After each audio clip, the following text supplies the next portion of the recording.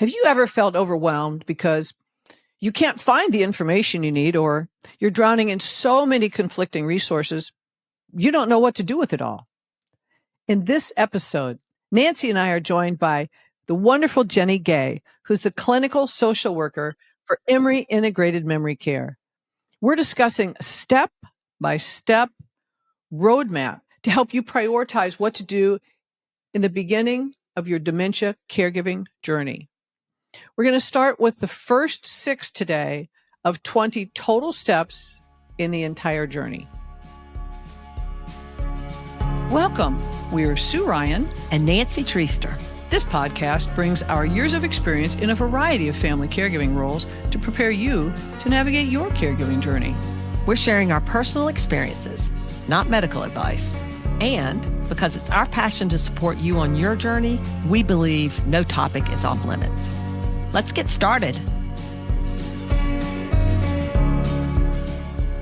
Welcome, Jenny, and thank you for joining us to discuss the 20 steps of navigating the dementia caregiving journey. In today's episode, as Sue said, we're going to discuss steps 1 through 6, which are just for in the beginning, right after the diagnosis. But before we do that, let's introduce our listeners to you. Wonderful. You have a varied and diverse and impressive background, a bachelor's and a master's in social work.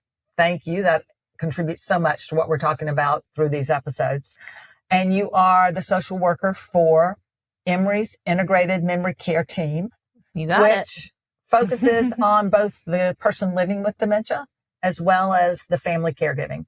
Thank you so much, Nancy and Sue, for having me on your incredible podcast today. I'm so glad to be here and have this opportunity. Thank you so much. We're thrilled you're here with us. I am passionate about working with people living with dementia and their care partners. It is a big part of my heart, and I'm honored to do the work every single day. In my work, I find that right after a diagnosis, the family is most often overwhelmed. They feel scared, and they experience a loss of hope and increased fear. Mm-hmm. They don't know where to start. Either they feel they don't have the information, or they have found so much information they can't distinguish between what's important now, what can wait until later, and what they don't need to worry about at all at this point in time. But it is a milestone memory that will stay with that family forever, and everybody experiences it differently, but it is a very, very difficult moment. Yeah, it is. And the information challenge is huge, as we know. And that's what we're going to try to tackle today, at least the beginning part of that. So this is the first episode of a series of episodes where we're going to cover how to navigate the caregiving journey, and we're going to walk you through a roadmap. There are 20 steps in the roadmap. We're going to cover the first 6 here today. But let me tell you how you're going to get to the information, so you do not need to worry. You're going to hear us talk a lot about particular resources and how to get to them and how to search for them. We want you to just be comfortable. Please feel free to listen. The links to everything we talk about will be in the show notes. There'll be a matching blog that'll go along with this episode. The links will be in the blog. If you go out to thecaregiversjourney.org, and you can go to guides, the actual guide called Navigating Dementia Caregiving Roadmap will be out there, and the links are in the guide as well. So lots of places to get to the resources we're going to talk about here today. So just relax, listen to the podcast, and feel good that you can get to the information in a lot of different ways after we're finished. When Nancy and I talked through our caregiving journeys, we recognized that there were 3 distinct stages. We're not talking about the steps or phases or stages or whatever you want to call of dementia. There are a lot of books and experts who have written about the progression of the dementia journey. We're talking about the caregiving journey. And the 3 stages that we identified are, first of all, in the beginning. And this is right after there's been a diagnosis. Our loved one is able to be pretty much independent or fully still independent. And then stage 2 is what we call the messy middle. things aren't going quite as well, that we're starting to have to assert some control because it's harder for them to do some of the things, or they're struggling a little bit more. And we call it messy because for many of them, they don't want our help.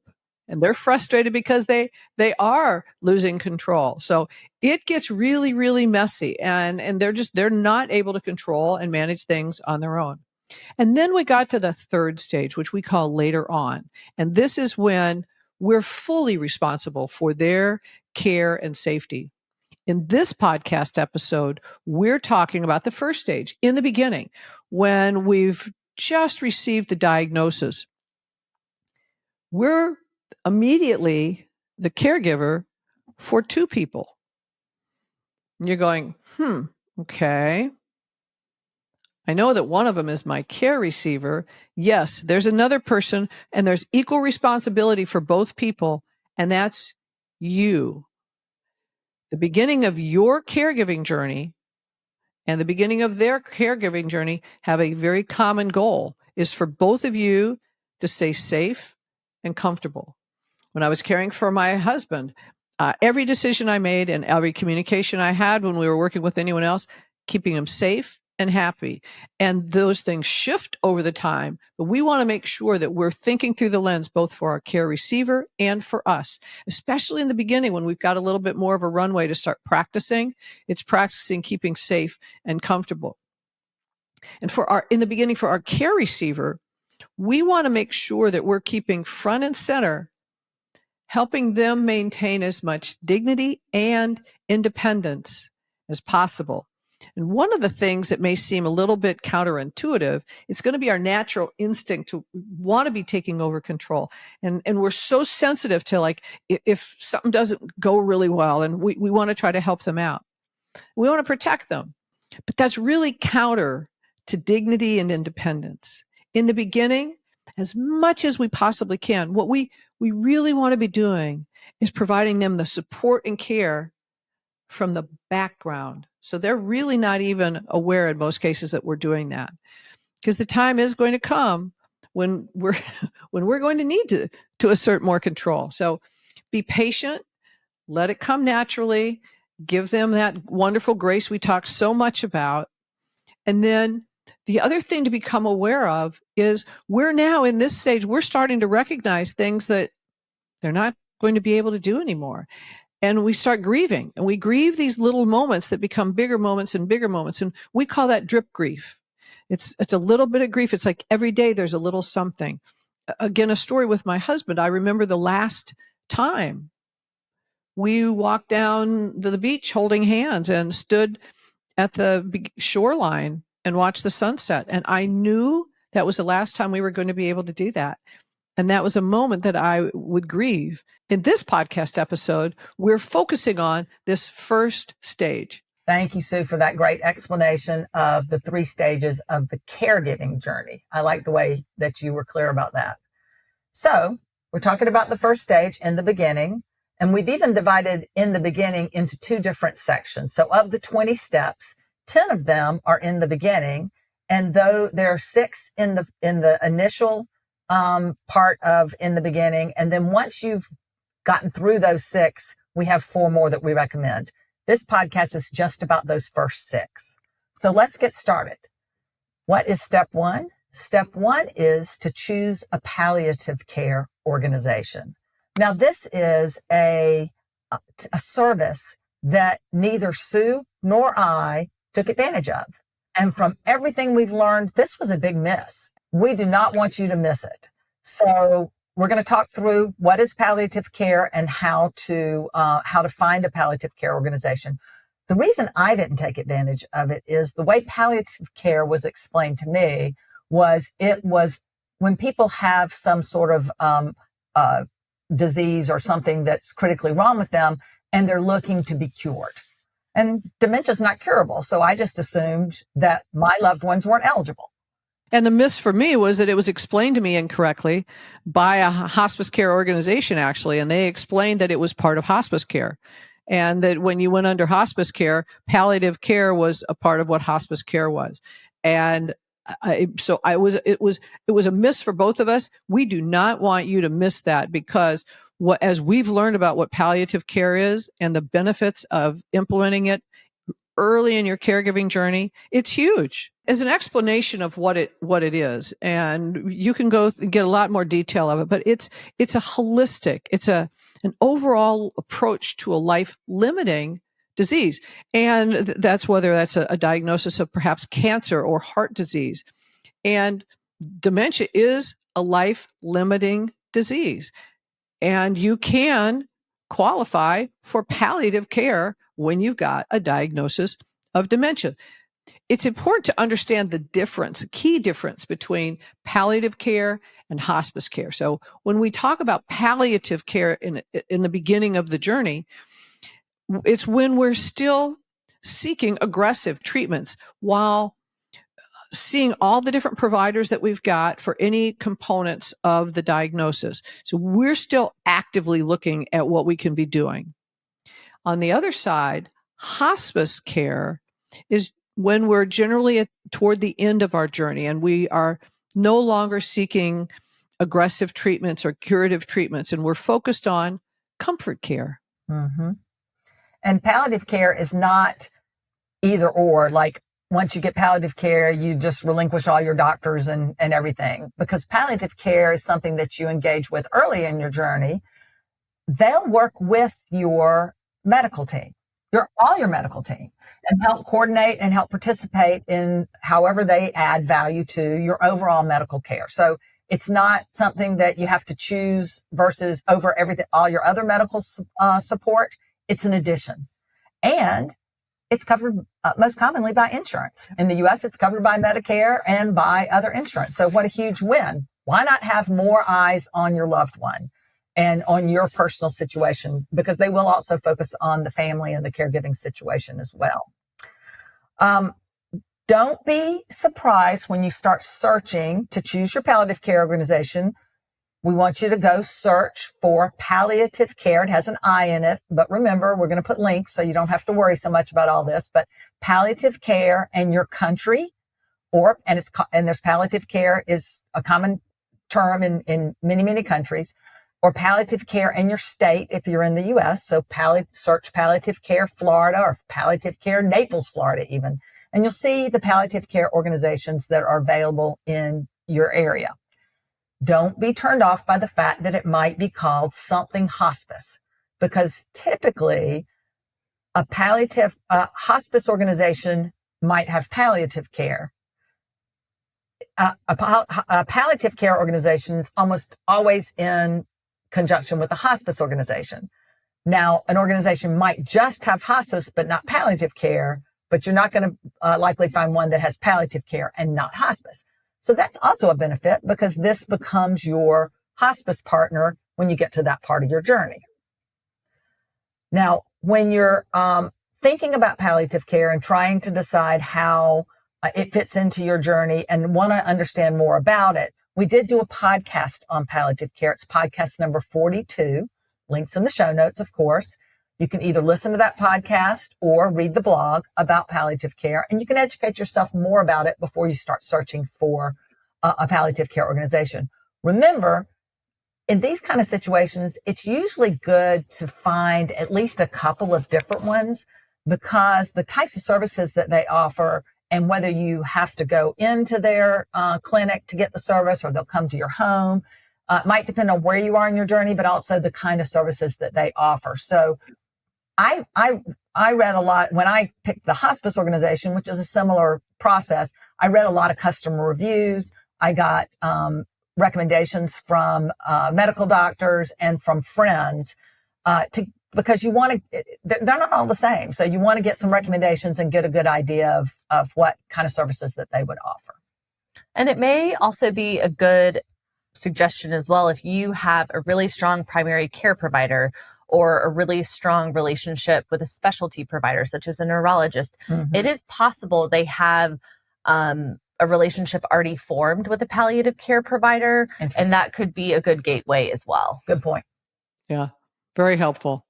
And I think even, Sue, when I think you said when, and this was hospice specific, but I think it also works for palliative care, even the communities have a relationship with one or two that they would recommend. So even if your loved one's in independent living or some kind assisted of or community, memory, they tend to have very strong preferences to what provider you utilize because they will have established workflows. You as the consumer are not tied to utilizing a specific provider, but there may be pressure and a strong preference from the senior living community where you are located in independent, assisted, or memory care. So it's important to communicate typically with the wellness director in any of those settings to get an understanding of any preferred providers that work well with that community as well. Okay. So we're going to jump into step 2, which is going to be creating an advanced care plan. Mm-hmm. I also want to take a moment to identify that this is an opportunity and time with your loved one to get legal arrangements, which we're about to discuss, in place that will provide security and peace of mind for your loved one and yourself as they lose the ability to weigh in on these decisions and make decisions themselves. This is a way to partner with them in those decisions and make sure that you both feel good about the plans that are made. So when we're talking about advanced care planning, an advanced care plan is a process of planning for future healthcare needs, especially when one is unable to make their own decisions, like we just talked about. Mm-hmm. So getting your legal documents in order and doing some of the initial end-of-life planning can really, really help you gain your loved one's input and also ensure that when you do reach a time of profound grief and loss and challenge, you aren't having to make these decisions in those difficult moments. This is a preventative measure to protect your loved one's well-being, but also your own peace of mind in difficult moments. Good point. So when we're talking about what documents it's important to have in order, I want everybody to keep in mind, based on the country you live in, the state you live in, these documents may look different. This is, I would say, a very standard list of documents we recommend even in our clinic on a regular basis. So we have a medical power of attorney. This is a document that names the people that you want to make medical decisions for you when you are no longer able to do so for yourself. We also have a financial power of attorney. This is a document that outlines who you want to make financial decisions for you when you're no longer able to make them for yourself, which also includes the management of assets, bank accounts, etc. It's important to do this while your person has decision-making capacity, especially financially, so that you can access their bank accounts. You can access investment accounts. You can get named as the beneficiary, because all of those things get very, very difficult when someone doesn't have capacity to make decisions anymore. And then we have an advanced directive living will. An advanced directive living will is going to look different depending on, again, the state you live in, the country you reside. For our purposes today, this document serves to outline your treatment preferences, such as a do not resuscitate order, do not intubate order, trial period of IV fluids, feeding tube. So some really, really significant medical decisions that are important to have designation around. So that advanced directive and living will sometimes also includes your medical power of attorney included in that document. And sometimes it is simply just your medical decision making. In addition to those things, end-of-life pre-planning with your loved ones, input about burial or cremation, even though these are very difficult things to think about, this is an opportunity to talk about them and create basically the experience that you and your loved one want to have when that time comes. The next step in order to make sure these documents get put into place properly and are created properly is to contact an attorney. We strongly suggest contacting an elder law attorney. And there is an excellent database. It is the National Academy of Elder Law Attorneys. It's called NALA, and it will be in the notes from the podcast. It's nala.org. And this will help connect you with elder law attorneys that specialize in the type of documents and the type of processes we've just spoken about. And so you can reach out, you can locate one that's close to you geographically. And I suggest setting up a consultative appointment, and you could interview a couple of attorneys, just like you're interviewing any type of provider. It's important you feel good about the work you're doing with this provider because this is very vulnerable and this is very important. Yeah, Nancy and I both benefited from elder law attorneys and can't say enough positive about them. The podcast episode is really helpful for that. And on the opposite side of that, I've been in a lot of support group meetings where I've heard absolute horror stories where people did not do this end of life planning. And some of it is as simple as, who's got the deed of the house. And that episode that Sue was talking about with the elder law attorneys, we did interviewed a couple of elder law attorneys in the state of Florida, but they spoke to the general value of what you'd expect from an elder law attorney. That is episode 31. And you could also read the blog. Once again, all these links will be in the show notes, how to find one, as well as the links to the episode. We do have another episode on end-of-life planning, episode 30. You may or may not choose to listen to that at this point. At a minimum, I would suggest that you download the worksheet, which is under guides on our website, because the worksheet will at least give you some of the decisions that you will be making into life, and you may want to have some of those conversations with your loved one. So step 3 is to understand your financial situation. And this is really your loved one's financial situation. Obviously, some of it's you as well, but your loved one's financial situation. Here, obviously, you want to speak to your financial advisor or their financial advisor. If you don't have a financial advisor, there are financial advisors that specifically focus on seniors. And so they are going to understand these dynamics much more than just a standard financial advisor. So that's what I would look for if I didn't already have a financial advisor. Elder law attorneys, we learned, cover a lot of these same topics exactly, including the financial topics. So you might find this is all covered just fine with your elder law attorney if you choose to leverage one of those. So just, keep in mind there are documents and the financial opportunity to go out and get support from things like the VA, Medicaid. You need to understand what's happening with Social Security. Are they on disability? Yes or no? What are your forms of income in general? Do you have long-term care insurance?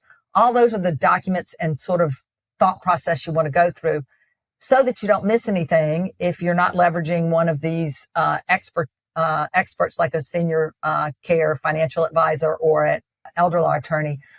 You can also go out to the Alzheimer's Association, and they have a link to what the documents are or the sources of income that you should think through when you think about financial planning, both income and expenses.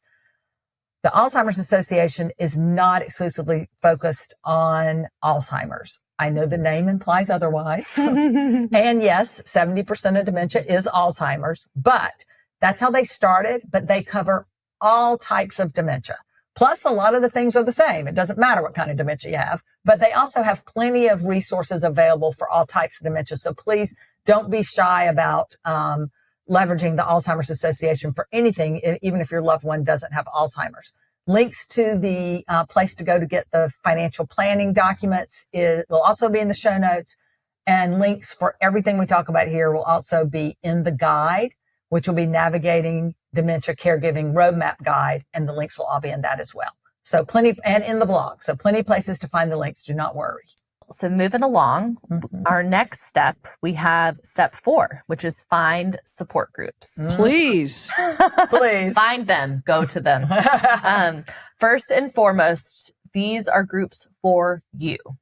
I want you to think back to how Sue opened this session talking about how you are now a caregiver for 2 people. And so you are one of those people. Finding a support group is one of the strongest forms of support you can get in place for yourself. Yeah. So first and foremost, if possible, find a support group that you can attend in person. We all understand the logistical challenges you face as a caregiver. In this early stage, it is much more likely, depending on a lot of different safety factors, that you have to evaluate yourself. You may be able to leave your loved one alone at home so you can attend a group and go be with other people who have a shared experience that you can build a connection with and gain resource and insight from. So if you are looking specifically at the Alzheimer's Association support group finder, it has a support group for a variety type of dementia Or you can ask your medical team that you're working with if the medical system you are a part of, like, for example, if you are part of Emory Healthcare, if there are groups specific to your loved one's type of dementia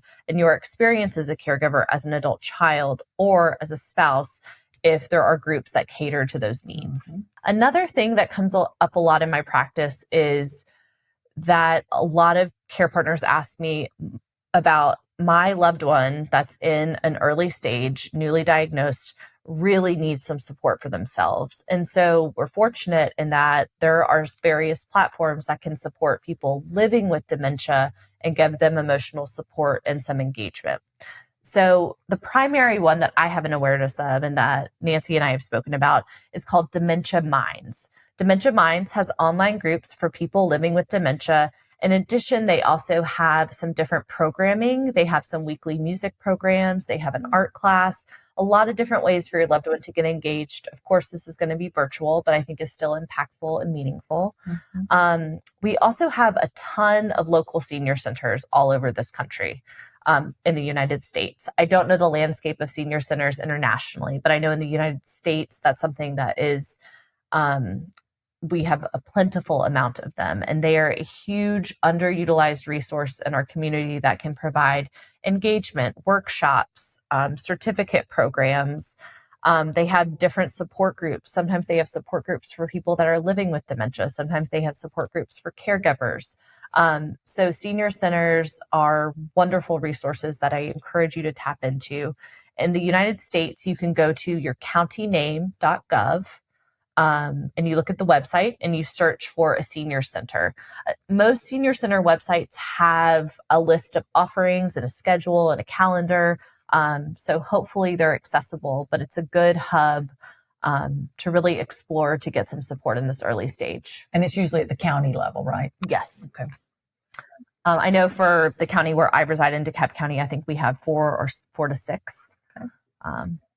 One of the things at the support group that I used to go to very frequently, when I was able to go in person, they had the support group meeting for me, and they had one for the care receiver at the same time. And a lot of places that provide those have that. So when you're looking for the different kinds of services, look for the variety of different ways they offer the support.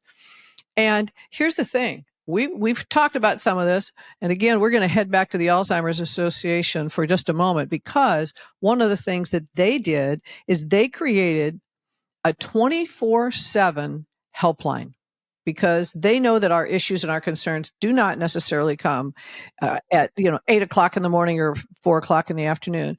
And they also have them internationally. So for your country, take a look at what it's got. But they've got this toll-free number. It's, of course, going to be in the show notes, but the number is 800-272-3900. And so you can call and you can ask them. And if right now they're available in 57 countries, and that continues to expand. So look and you'll be able to find them.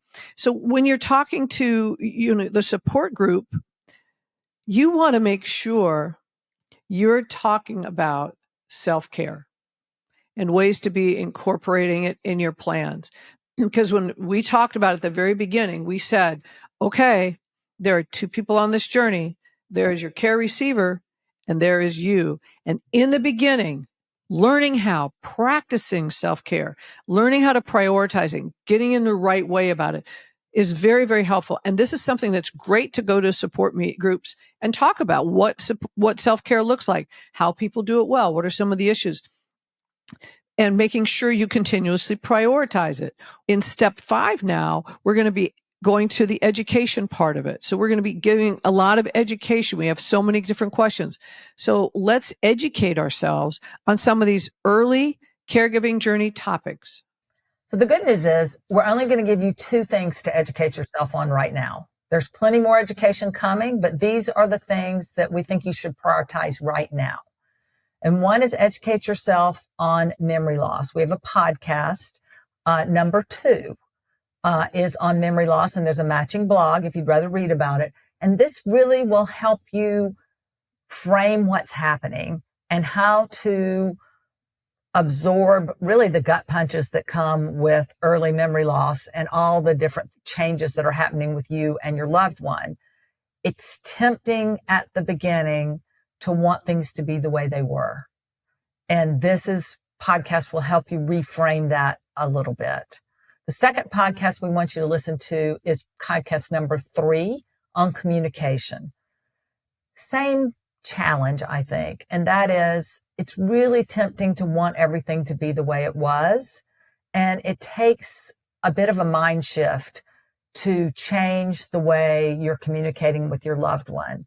So just those 2 podcasts, that's the only place we want you to start here in the beginning, but get that baseline education so you can start reframing the way you're interacting with your loved one. Nancy, I really like that y'all have provided that and given that tool to your listeners, because I tell our patients and families all of the time, you are learning a new language. You are learning new behavioral patterns that you have had in place for decades, whether it's a parental relationship or a spousal relationship. And this is an ever-changing process. Yes. The last thing we want you to do, step 6, in the beginning, right after the diagnosis, is to investigate the U.S. Medicare Guide program. Now, of course, this is U.S. specific. Other countries are watching this pilot program in hopes that it'll go very well and they can leverage some of the things in other countries. But for now, this is a U.S. specific thing to leverage. It had 90 participants. It's a pilot program that Medicare has that we'll talk about eligibility in just a second. There were 90 participants in it up until July 1 of this year across the country. But on July 1, it went to 390 participants, meaning organizations that you can go to participate in the Medicare Guide program. The Medicare Guide program is focused on Medicare paying for services to support the person living with dementia, but also for the person caring for the person living with dementia. This is radically different from what's ever happened before.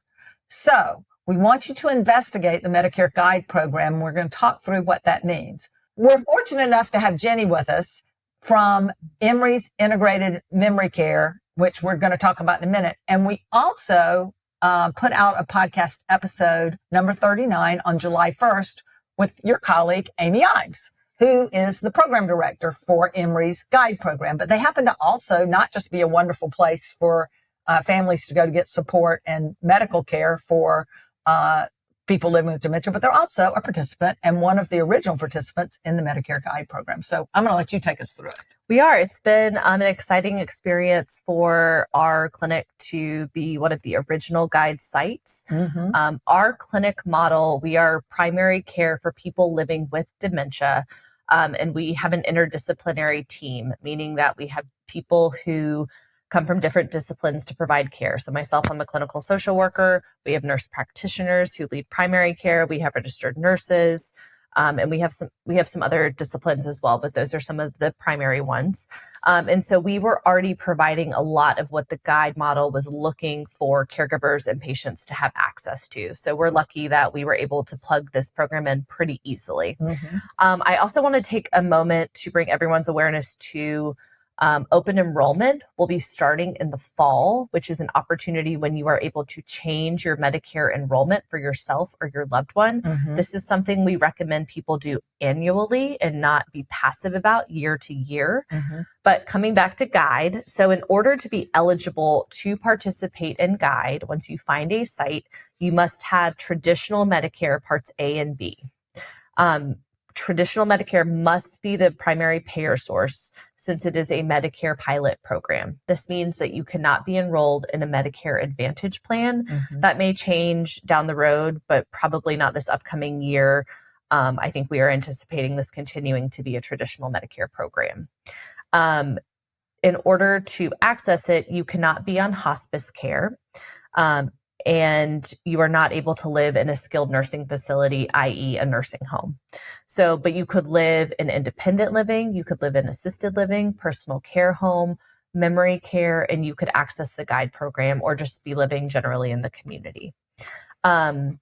If you think you may be eligible for the guide program, you would want to find a U.S. Medicare guide program site that's near you. If you're in the metro Atlanta area, we would love to have you at IMC. But there are several who will cover your zip code, so explore options. So you will go to Google Guide Innovation Center Map, and there will be a link in the show notes from today. You'll enter your state. Under models, select Guiding an Improved Dementia Experience Guide Model, and then you will click Display Selected. It's going to be really important if you're going to look at this to look at the show notes, because those are very specific instructions. Otherwise, you will end up, I don't know where you'll end up, but because it's the government and it's not easy. Yeah. So just make sure you follow those directions in the show notes and you'll be able to access it. And we'll put those in the blog as well. And they are in the guide, the Navigating Dementia Caregiving Roadmap Guide. So because it's not easy.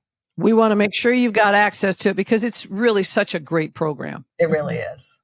Jenny, thank you so very much. Oh, it's my pleasure. Yes. Such a pleasure to be with you. You are we've barely tapped the surface of your great expertise, and we really appreciate it. And we've covered a lot in this episode, as all of you have been listening patiently through till now, and it's a longer episode than we normally do. We felt this was just so valuable for you.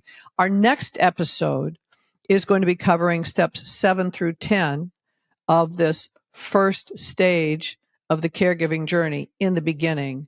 And it's going to complete those resources that we have under in the beginning. Thank you so much to Sue and Nancy for having me and giving me the opportunity to be part of this awesome podcast that I am so excited to continue to share with our families and our community. And I don't think we could have done it without you. So awesome. Thank you. Thank you. My pleasure. Let's summarize what we covered today. Today we covered steps 1 through 6 of the Navigating Dementia Caregiving Roadmap. Let me tell you what those 6 steps were. The first step was to choose a palliative care organization. The second step was to create an advanced care plan. The third step was to understand you and your loved one's financial situation. The fourth step, please find support groups for you for sure, and if your loved one's interested, for them as well. The fifth, educate yourself on the early caregiving, these first 2 early caregiving topics, just to help you reframe the way you're thinking about communication.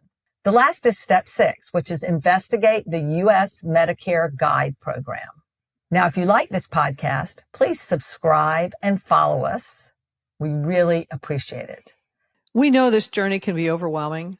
We want you to know that you are not on it alone. We're all on this journey together. Yes, we are.